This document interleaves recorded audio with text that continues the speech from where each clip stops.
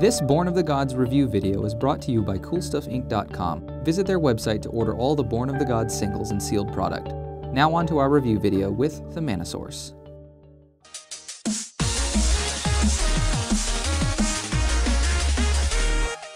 Hey everyone, my name is Wedge and I'm from a little YouTube channel called the Mana Source. Gathering Magic has asked me to be your host as we go through every Born of the Gods card officially spoiled on January 13th and 14th. We have no time to waste, so let's get to it.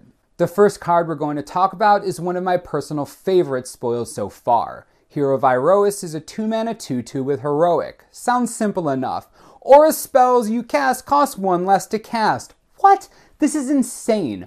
First thing I thought when I saw this card, Boon Satyr. This card is already good. It doesn't need the help. Someone go buy 20 of them. Seriously. Bestow just got a lot more attractive. People have been waiting for cards like Night Howler to come out of the woodwork. Maybe in Born of the Gods. Have you guys forgotten about Unflinching Courage? Gift of Orzhova? Imagine those cards, but costing 1 less each. That'd be broken, right? Yeah, it would be. With enough synergy and support spells, this card could bring Hexproof back. I know you're still out there, banned Hexproof players. Stay strong. Your day will come again. Speaking of Bestow, our next spoiler is Nyxborn Shieldmate. For 1 white, you get a 1/2 with a Bestow cost of 3. Pretty simple, decent 1-drop in limited, won't see standard play, the usual. Next up is Oresco Sun Guide. 2 mana for a 2/2 Cat Monk. This comes with a new mechanic called Inspired. Whenever the Sun Guide becomes untapped, you gain 2 life. I know this doesn't seem amazing, but against an empty board in limited, this is a 4-point life swing every turn. Don't underestimate that early damage in limited formats. Our last white spoiler is Silent Sentinel, which is also an intro deck rare. For a whopping 7 mana, you get a flying 4/6 Archon. Whenever he attacks, you may return target enchantment card from your graveyard to the battlefield. The ability's great, very useful in an enchantment block, but like most intro deck rares, bomb for limited, too expensive for standard. Moving on to blue, we start with the intro deck rare Arbiter of the Ideal. 4 colorless and 2 blue gets you a 4/5 Flying Sphinx with Inspired. Whenever it untaps, reveal the top card of your library. If it's an artifact, creature, or land card, you may put it onto the battlefield with a manifestation counter on it. It's an enchantment in addition to its other types.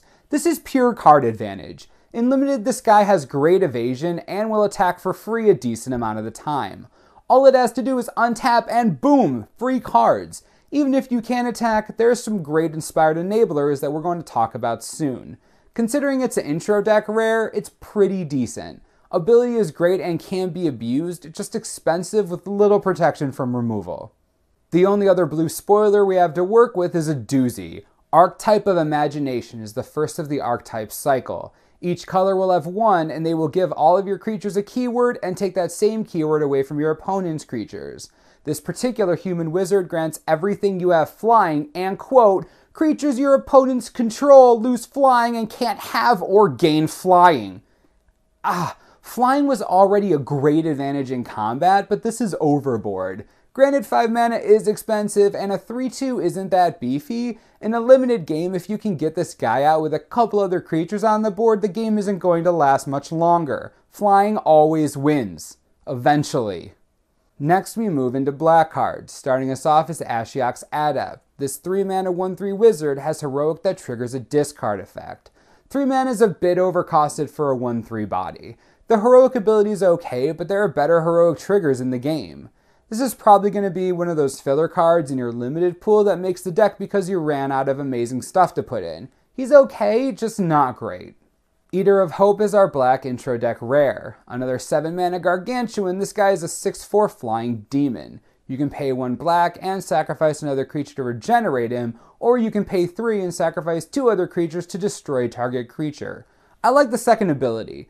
The cost is pretty high and you might run out of creatures, but if you have a couple Bronze Sable just sitting there doing nothing, why not sack them to kill Pelukrinos? Value. One of the spoilers getting the most hype so far is Painseer. Sorry, I get those mixed up. Painseer is a 2 mana 2/2 with the new mechanic Inspired. Whenever it becomes untapped, reveal the top card of your library and put that card into your hand. You lose life equal to that card's converted mana cost. Yeah, I know. It's just like Dark Confidant. Yes, I know it isn't the same card. I get that. But Inspired isn't that hard to trigger. Cards already spoiled like Springleaf Drum are enough to set up the ability to trigger. This card is pure gas for a Rakdos aggro deck. We've seen what happens when you give an aggro deck card advantage. Dami Raid, looking at you, bud. Mark my words, if there's enough synergy to build this deck, Painseer is going to hurt a lot of people. A lot of people. Of any single color, red has the most cards spoiled so far. We start with Epiphany Storm. 1 red mana gets you an enchant creature aura that gives a creature the ability to pay 1 red and tap it to discard a card, then draw a card. Seems okay. Oh wait, Inspired Enabler. This is just a 1 mana common, but the ability still enables the trigger and gives you pseudo card advantage. It's also red. You know what goes good with red? Black. You know what's black? Painseer. Our next spoiler is Everflame Eidolon, a 2 mana 1/1 with a bestow cost of 3. This card gives fire breathing to either itself or the creature it's enchanting. This is okay. The only thing that gets me is that it's a 1/1. It does give fire breathing, I get that, but still 2 mana 1/1s are rough in this meta and I don't see this guy getting a lot of love. Moving right along, we have a Firebird. Not that Firebird. Flame Wreath Phoenix is 2 colorless and 2 red for a 3/3 flyer with Tribute 2. When it enters the battlefield, if Tribute isn't paid, it gains haste, and whenever it dies, return it to its owner's hand. Okay, so let me get this straight. I either have to give you a 5/5 flyer for 4 mana, or a 3/3 flyer that keeps coming back over and over again? I think I might get sick. This card is a mono red Phoenix. Bomb and limited, great for standard, it'll see play. It's a mono red Phoenix that comes back for nothing. It has to see play.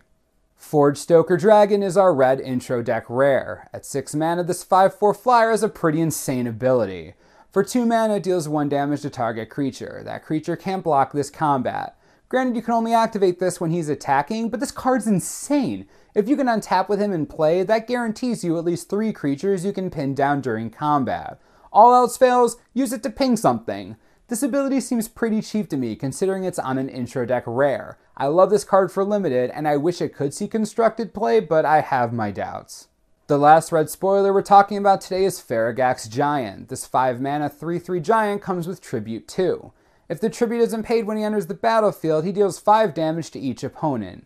So either you deal with a 5 mana 5/5, or you get lava axed in the face. Very straightforward. I like it. I'll draft this card. You always need beaters, right?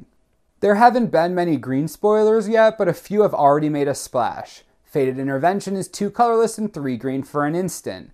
Put 2 3/3 green Centaur enchantment creature tokens onto the battlefield. If it's your turn, scry 2. I've read mixed reviews about this card, but I love it. Ajani's Chosen, Ethereal Armor. The fact that these creatures are enchantments is what makes this card so good. Getting 2 enchantments onto the battlefield at instant speed can change a game in the right deck. Many might think this is overcosted, but it could be very well positioned in a set that is obviously trying to push the enchantment theme. Next, we have our last intro deck rare, Nessian Wild's Ravager. For 6 mana, you get a 6/6 Hydra with Tribute 6. If Tribute wasn't paid when it entered the battlefield, you may have the Ravager fight another target creature. Come on, there's no winning here. You either get a 12/12 or a 6/6 and a removal spell. Most creatures in the format can't handle the fight with a 6/6. Some can, most can't. This card is going to win limited games by itself. As for constructed play, it could have a real shot. It just needs to find a way to replace Pelucranos and Arbor Colossus. Good luck with that. The last green card spoiled is Sky Reaping. Yeah, name is awesome. Sky Reaping deals damage to each creature with flying equal to your devotion to green. This is a hoser if I've ever seen one. If you have just a couple creatures on the field, this is a board wipe version of Plummet. Sideboard tech for days. Great card. Multicolored cards, my favorite. Speaking of favorite, our next card is the Farah God of the Polis. 2 colorless, 1 white, and 1 blue for a 6/5 indestructible legendary enchantment creature god. As long as your devotion to white and blue is less than 7, she isn't a creature. At the beginning of each upkeep, if you had another creature enter the battlefield under your control last turn, draw a card. Okay, let's take this piece by piece. First, the devotion mechanic for the gods are back, and it's awesome. It's not hard to get 7 devotion between white and blue when you already have 2 with the Farah herself. Take a fabled hero and a detention sphere and you're already almost there. The passive ability is bonkers. Blue-white humans have seen some decent results in the past, but this could be one of the cards to bring it to the forefront of competitive play.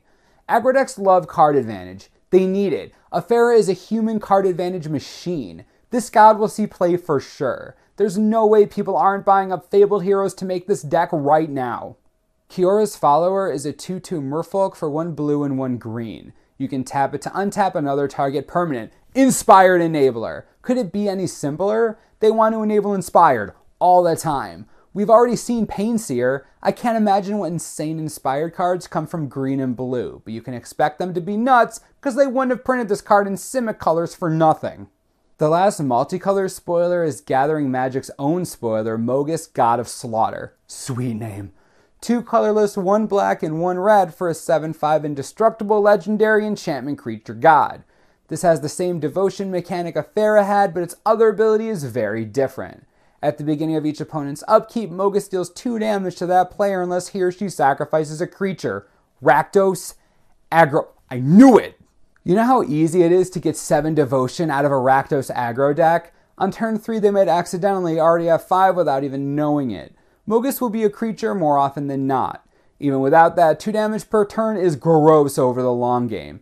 You know what you don't want to do against a Rakdos aggro deck? Sacrifice your creatures. You also don't want to lose life. This is like Tribute all over again. This guy is crazy. He'll see play, and you can expect to see Black-Red become a thing. Seriously, it's gonna be scary.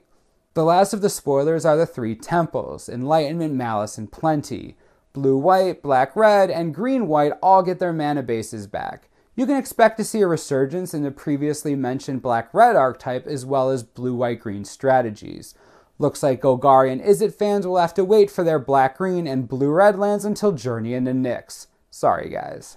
Well, those are all the cards officially spoiled from January 13th and 14th. If you enjoyed this video, make sure to check out the Mana Source on YouTube. We release daily content about all things Magic the Gathering, from tournament recaps to deck techs to commander videos, and of course, Born of the Gods spoilers. We hope you enjoyed our contribution to Gathering Magic spoiler series. We'd also like to thank them for including us. They're one of the best Magic news sources out there.